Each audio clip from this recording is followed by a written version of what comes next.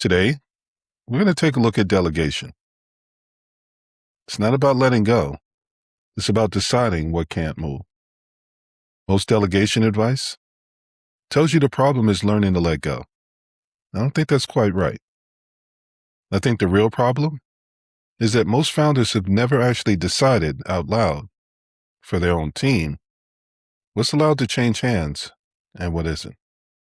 Every business starts for a reason.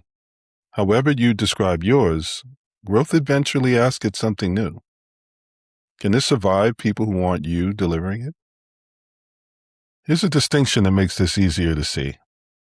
A guest on a podcast I listened to made this point about cooking versus baking. Dirk Chevalier pointed out, cooking tolerates improvisation. Someone brings their own experience to it, and it can turn out just as good, sometimes better. However, baking doesn't. Skip a step, guess at a ratio, and it collapses. No feel for it saves you. Every business has both kinds of parts. Ask yourself, not to answer yet, just to notice.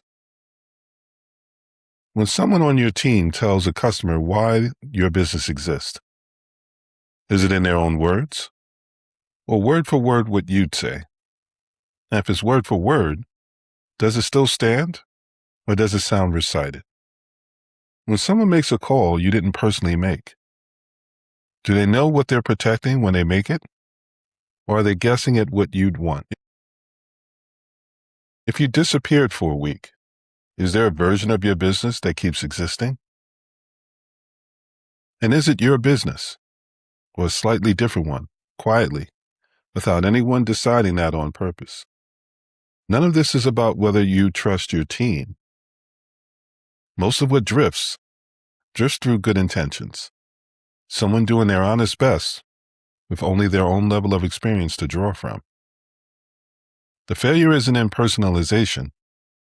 The failure is nobody ever told them what they're actually responsible for protecting. So they're improvising on all of it, including the parts that don't forgive improvising.